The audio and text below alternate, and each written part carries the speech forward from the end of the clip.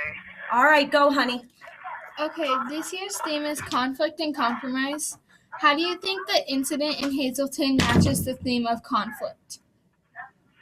Okay, just a second. Let me get the television off. Now, I'm sorry. Now, can you repeat that question? Yep. This year's theme is conflict and compromise. How do you think the incident in Hazleton matches the theme of conflict? Well, there was a major conflict that developed between the Amish elders and the educational establishment in Iowa.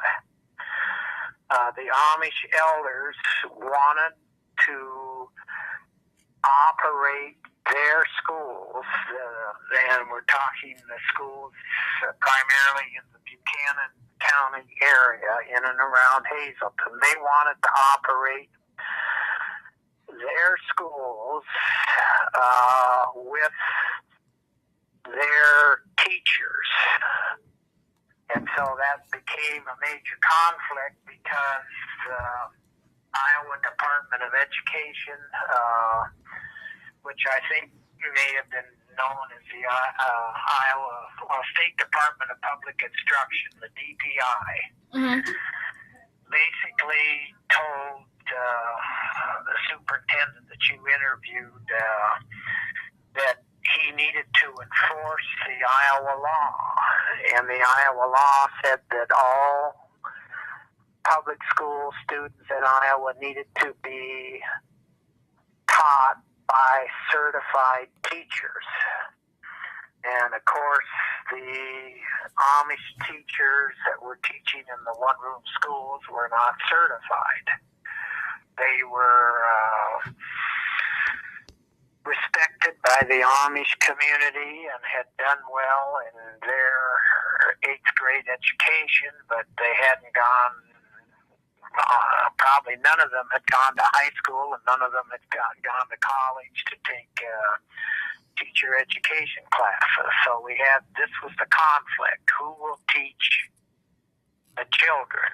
Will it be done the way the state says, the State Department of Public Instruction said it should be done with certified teachers, or should we just ignore the Amish schools and let the Amish run their own schools with their own teachers? So that was the issue, and that was the conflict. Okay. Was there a compromise on either side? Yes, finally there was a major compromise that was resolved, but before we get to that, well, I'll answer that, and then we can come back if you want to get into that detail. But yes, there was a compromise, and the compromise was that the Amish could operate their own schools with their own teachers, but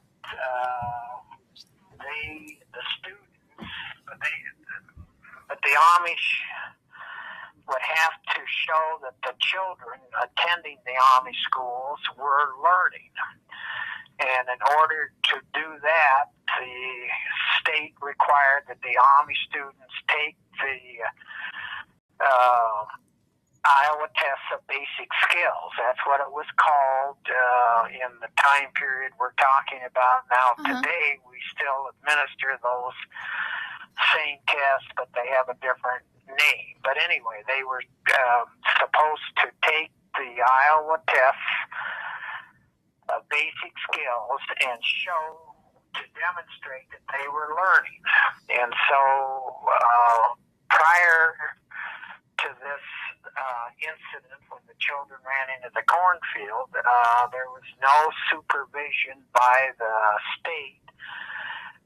Nobody was visiting the schools. Nobody was evaluating student progress. None of that was done. So what the compromise that was worked out was that the Amish teachers would administer the Iowa Test of Basic Skills to the Amish students. and the students, their test scores would be scored, and they would be compared with state norms, and they wanted to demonstrate that Amish children were learning and were advancing as they moved through the school program. Starting, I believe they took the test initially when children would be considered third grade level, and of course they weren't. We didn't have grades in the Amish schools, but students that were approximately grade level age would start taking Iowa Test of Basic Skills and would continue to teach them each year, and then they could look at those results and see that the students were advancing. So that was a compromise, that the Amish children would be tested. They would be given the tests, and they would have to show that they were making progress, and that was done. And the results indicated that the Amish children were advancing. Many times there were studies that compared the test results with the Amish children versus public school students. And usually the Amish students that took the test started out below what we call grade level. They did not score as well on the Iowa Basic Skills Test as did public school students when they started taking them at third grade. But by the time the third grade level Amish students advanced to eighth grade, they were at or sometimes above state norms on the Iowa Tests of Basic Skills, especially in reading and math. And those were the main subject areas. That was the focus of the educational program in the Amish schools. They did not spend much time taking science because they were not interested in science. The Amish wanted all children to be able to read and compute by the time they graduated from eighth grade. Those were the skills that were most important to the Amish. They wanted to be sure that all the Amish children could read and write. Well, that penmanship, writing was the read, write, and compute. And they wanted them to have those skills so that they could work on farms or become employable if they wanted to go on to higher education beyond the eighth grade level. So the other component of the compromise was that there would be someone that would come by from the Department of Public Instruction and visit the schools to check on their progress. And for 8 or 9 years, Eric Erickson had that role, and I think you have or will talk to Eric. But Eric worked as a consultant for the Department of Public Instruction, and one of the major components of his job was to visit the Amish schools and make sure they were taking the tests, and that he would actually go into the schools and make sure that they were clean, and he would observe the teachers teaching. So the visit from the Department of Public Instruction and taking the Iowa Tests of Basic Skills, those were the two ways that the Amish were asked to demonstrate that children were learning, that were going to the Amish schools. Okay. We are not clear on the Department of Education's role prior to the incident. Can you help explain where the idea of closing the Hazleton school came from? Well, they're basically they basically did not supervise or inspect or evaluate Amish schools. And then as more Amish moved into Iowa and there were more Amish schools created, there was the question raised, well, what about the Amish schools? They don't have certified teachers. And so that's how the issue was raised. And for a while, there were some Amish children did attend the public schools. But then the Amish elders decided, well, we want to operate our own schools. We don't want our children going to public schools and being exposed to things that we can't control. And by those things, we're talking about science. And there were children sometimes that would use inappropriate language, would cuss or swear. The Amish children didn't want that. They didn't want their children exposed to that. Mm-hmm. They used the Bible as a teaching tool, and they read from the Bible. Yeah. In the Amish schools, and of course we weren't doing that in public schools. We didn't have prayer in public schools and reading the Bible to open the school day. So those were some of the differences between elementary public schools and elementary Amish schools. And some people then became concerned when the Amish withdrew. They became concerned, well, are those kids learning anything? And they don't have certified teachers in the Amish schools. They have their own teachers.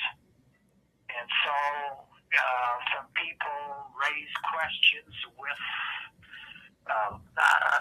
eventually some legislators and other people made contact with the Department of Public Instruction and asked them, well, what are you doing to make sure that the Amish children are learning?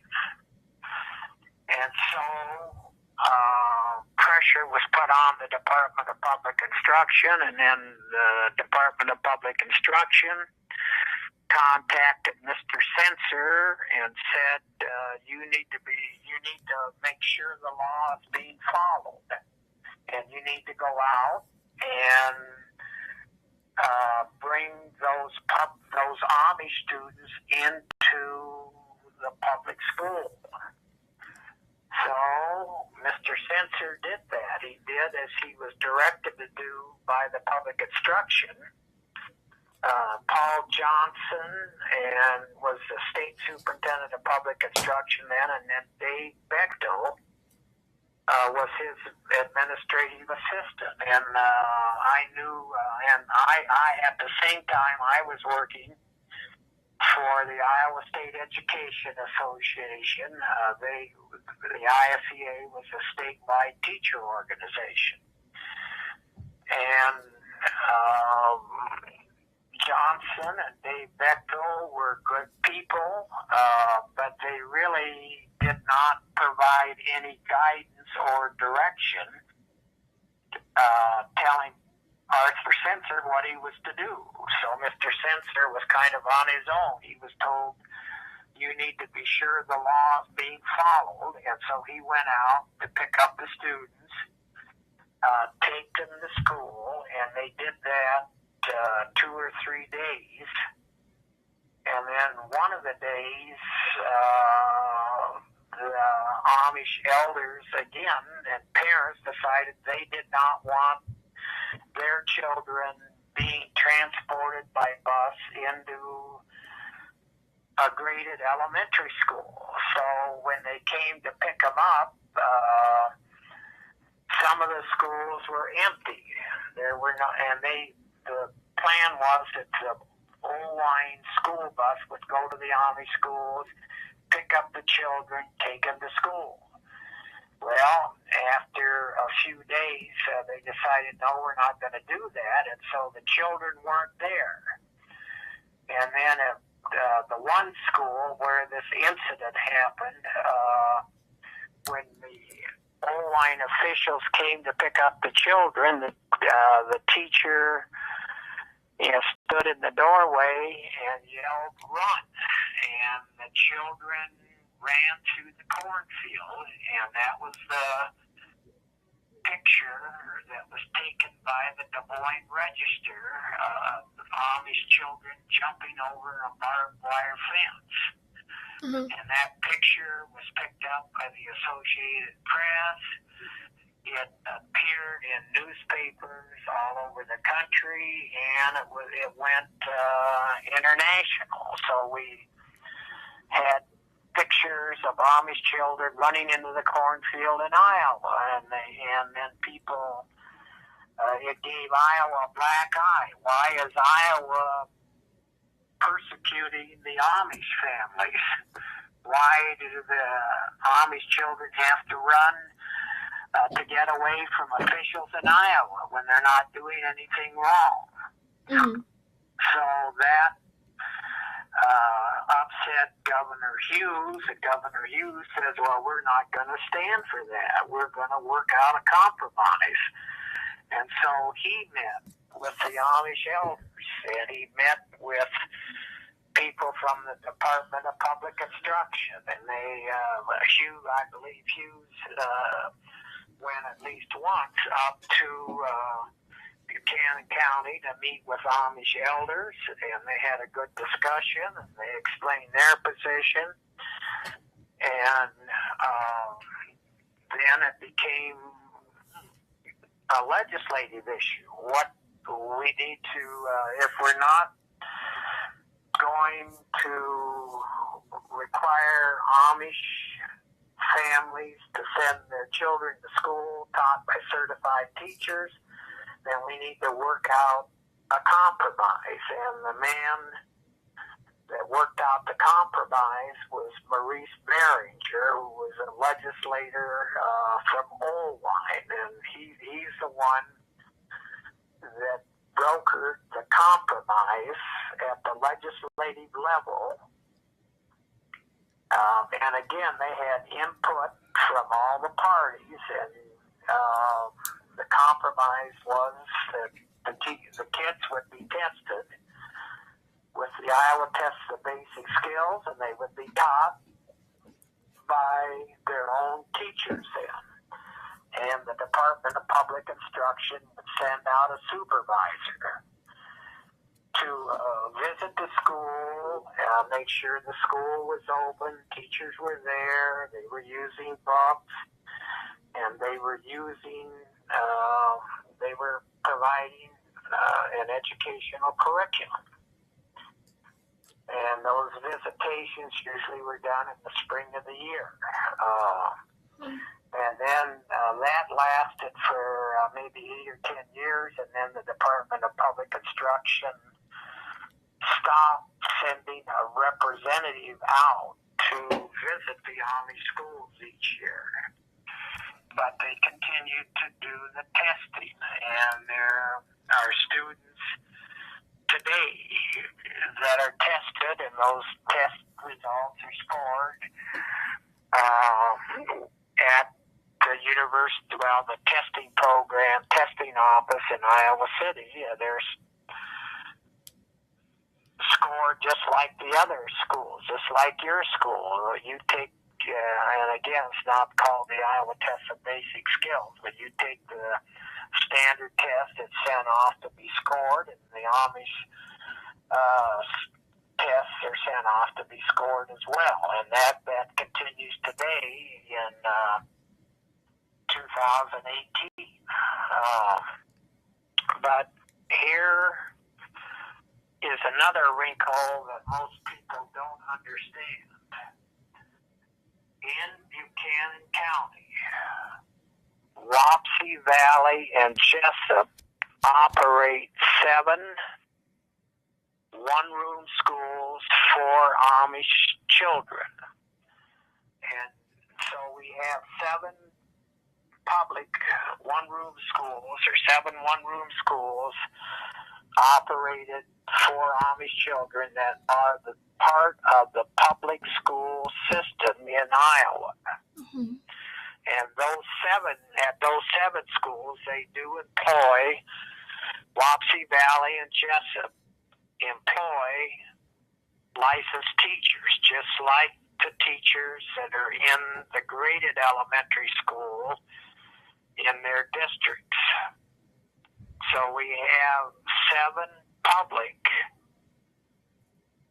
one-room schools operated for Amish children, but other children that live in those areas could choose to attend those one-room schools if they wanted to do it. Mm-hmm. But they choose to go into town and go to the graded school. Okay, also in Buchanan County, we have another set of schools, 7 Amish schools. And those Amish schools are not operated by the state, but they're supervised through the use of the Iowa Test of Basic Skills. So in Buchanan County, Iowa, we have the only place in America and the only place in the world where we have this dual system of public one-room schools for Amish children and private one-room schools for Amish children. Mm-hmm. And we do have other Amish schools in Iowa, down in and around Davis County, around Bloomfield, down around Kelowna, south of Iowa City, between, south of Johnson County and the Missouri border. We have several Amish schools. We have several Amish schools in Davis County. We have some Mennonite one-room schools. All together, we have about 59 operating private one-room schools operated primarily by Amish and Mennonite and other religious groups. And those 59 schools enroll about 1,500 students. And again, their grades, they're just like the old one-room school that we used to operate in Iowa, where it's a multi-age classroom, usually grades 1 through 8, taught by a single teacher.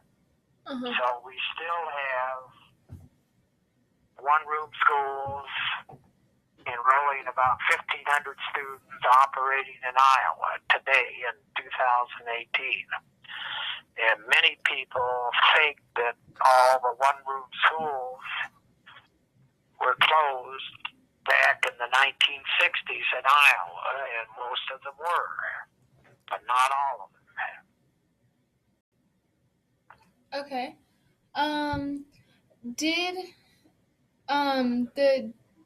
Did the incident affect other Amish schools, or was it just the one in Hazleton, or was the one in Hazleton just used as an example? What was done in Hazleton, and again, there were multiple schools. It was more than one school, but the Hazleton, the school in Hazleton was where the children ran into the cornfield. But there were multiple schools in Buchanan County where they went to pick up the children to take them into Oldwine. And so that incident of the children running into the cornfield brought about the compromise that affected all Amish schools in Iowa. The ones in Kelowna, the ones around Bloomfield, there's some schools up near Riceville. So all of those schools were affected by this incident. They had to decide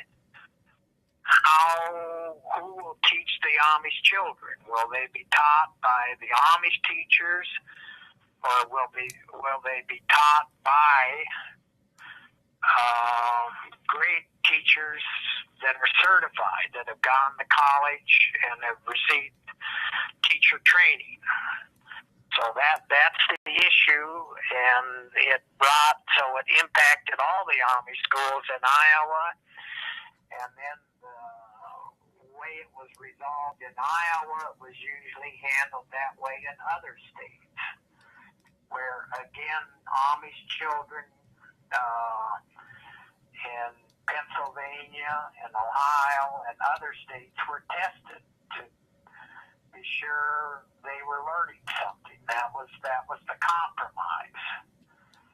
And then there was another, and maybe you don't need to get into this, but again, for your background, the other issue that was resolved, Yoder versus the state of Wisconsin. The state of Wisconsin wanted Amish children to graduate from high school, and the Amish elders said, no, we don't want to send our children to high school. They don't need a high school education to live in our society. And they took that issue to court, and Wisconsin said, no, you have to educate the children. They have to go through high school. And then that was appealed to the U.S. Supreme Court, and the U.S. Supreme Court said the state cannot dictate to religious groups how to raise their children and how much education they need. That is up to the family unit to decide. So the Yoder case answered the question about, do Amish children have to go to high school? And the Supreme Court said, no, they don't. It's up to the families. We'll leave that to the families of religious groups to decide how much education is required. And then in Iowa, we answered the question about how to deal with Amish and other religious groups going to private schools. They have to be tested. They have to show that they are learning through the Iowa Test of Basic Skills. So those were the two major issues. And again, the Amish incident answered the question. Hazelton answered the question of who will teach the children. They could be taught by their own teachers. And then the Yoder decision answered the question, do they have to go to high school? Were the standardized tests one of the reasons for looking at closing the school? No, because before the incident happened in Hazelton, they weren't taking standardized tests. The Amish used their own tests, and the children had to demonstrate, and they were able to do this, to go to the blackboard and do penmanship, read in small groups with a teacher, and then do math problems. And so they were doing that at the school level with their own teachers, but they did not administer standardized tests.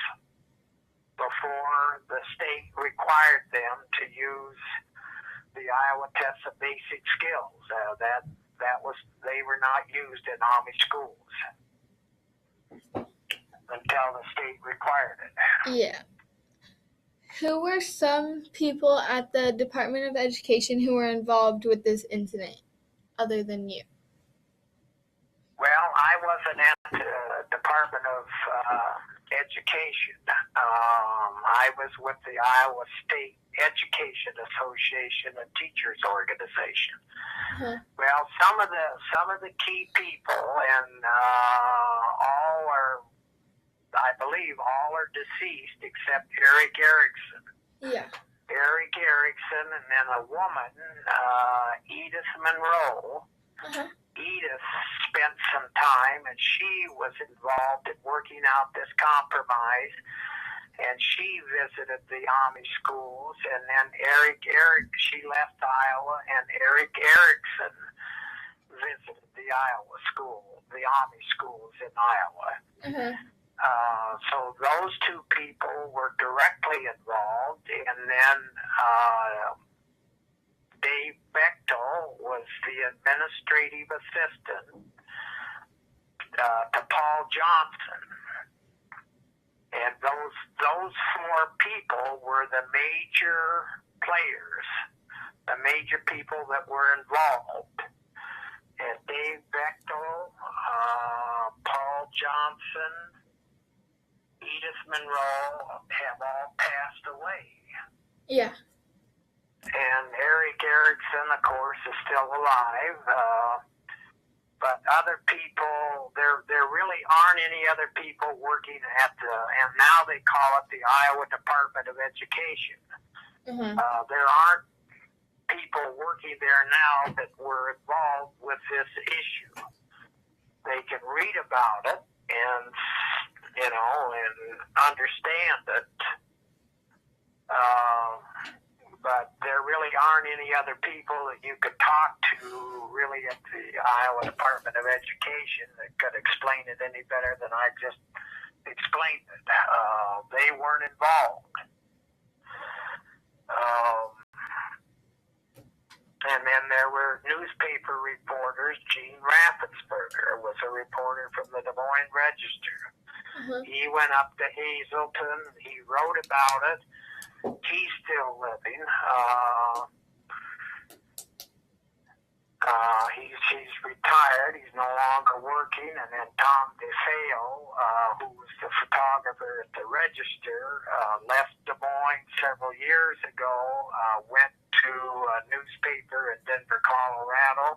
Uh-huh. And now he's retired, and I'm not sure if he's living or not. Okay. But there aren't too many people that are still living. So it was good that you were able to talk to Arthur Sensor, who was the superintendent. Mm-hmm. And the role I had, it was a tiny little role, but I worked in a public relations capacity. Yeah. For the Iowa State Education Association. And people, as this incident developed about how do we deal with the Amish children in the one-room school, they wanted to know how did the teachers feel. And so I wrote a position statement that was given to the news media, and of course it was approved by our ISEA officers and the president, and it was issued in the name of the president. But I wrote the statement, and the ISEA position when this happened was that all children should be taught by certified teachers, that it's too important that we need to give Amish children an equal opportunity and give them a chance to do what they want to do to develop their skills. And so if they decide to leave the Amish community, they could, and they could become employable. And that was basically the same position that all the educational groups took, that all children must be taught by someone with teacher training, not parents or not private school teachers like the Amish women that had no training. Uh-huh. And that was a position that we took when this incident happened. Uh-huh. But as I believe Mr. Sensor told you, as he looks back on it, he can understand that we should let the Amish decide how to operate their schools. Yeah. And that the state should not impose requirements other than they have to take the test to show that they're learning. And I've changed my mind. I think it was, I understood and supported the position. At the time I wrote that statement, the position statement, that all children should be taught by certified teachers. But now, in 2018, I think the Amish have demonstrated that they can teach their own children and that their children are learning. They're advancing as they go through their system of schooling, and their curriculum is not as broad. They don't use technology, and they don't want children exposed to the internet and technology. They have become contributing members of our society. They don't harm anyone. They don't create crimes. They should be allowed to operate their own schools. So both Mr. Sensor and myself would agree with the Amish position in 2018, that they can operate their own schools. They've demonstrated that they are good citizens. They contribute. So we changed our mind. That's what he told us. And one last question.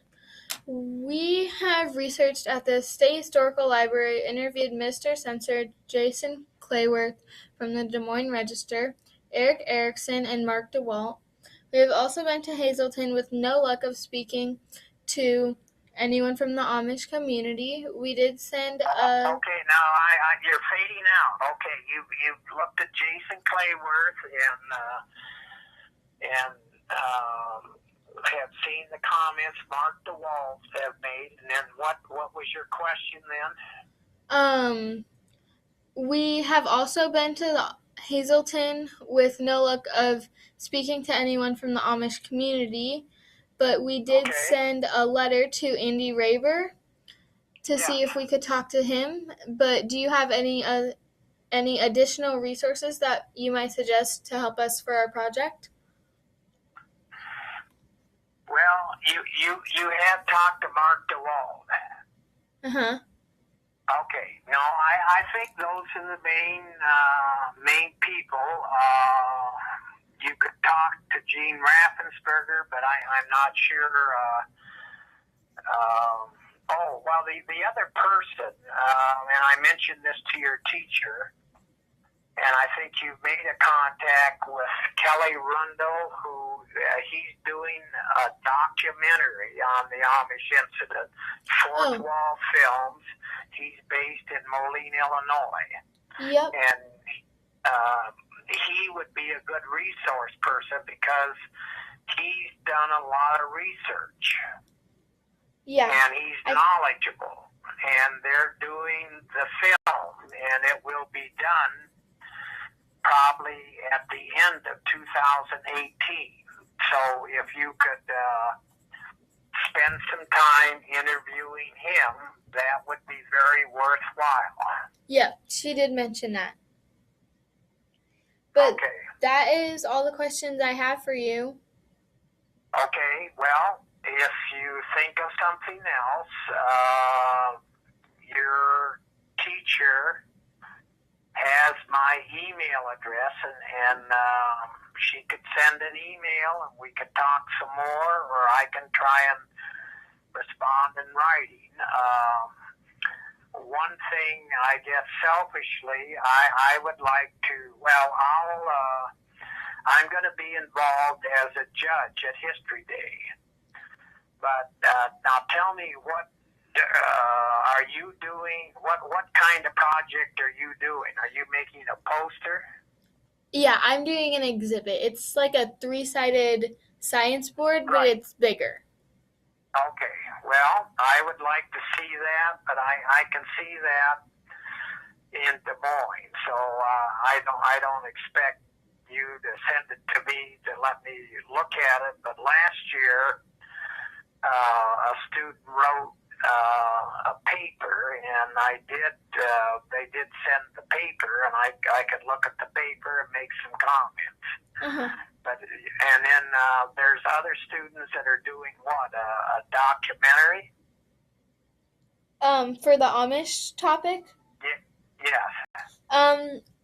Me and my partner are doing a board, and then the other girl that is doing the Amish is doing a website, I believe.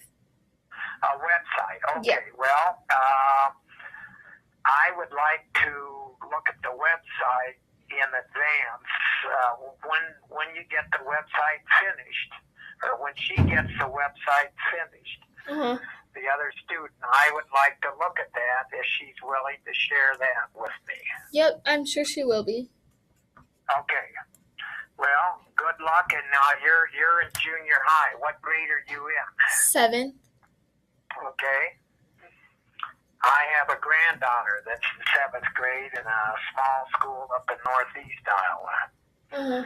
And they're not involved in History Day. I wish they were involved in History Day. Well, good luck with your exhibit, and I'll make sure that I get a chance to look at your exhibit, and I'm guessing that you will do well enough to qualify to come to Des Moines for History Day. Well, we hope so too, because last year's theirs stayed behind, Bill, and it should have been in Des Moines. I was not a happy camper, right, Hannah? Yeah. So this year I'm in charge of the contest, and it's at my school, and that is not an indication that anything is going to go on. But Right. No, I'm sure you're not going to favor your students, but No. you're going to give them a fair evaluation. right, last year they, for whatever reason in the exhibit category, they did not look at their historical research at all, and they went with cute and flash and glitz. Right, without doing the research behind it. Right, and 2 of them that advanced were my kids that should not have gone on. And the 2 that stayed behind that should have gone on, I was not happy. So Right. anyway, I am before Vania gives her little spiel, I'm going to remind them that research is a very important part of this project. Yes. Right. Anyway, well, thank you so much for your time today. Okay, well, I'm glad that you're dealing with this incident, and it's still relevant today in 2018 because we have growing numbers of Amish schools in Iowa. Well, I think it's really interesting. Thank you, and we'll let you get to your donating blood. Okay. Thank you. Goodbye. Bye. Thank you.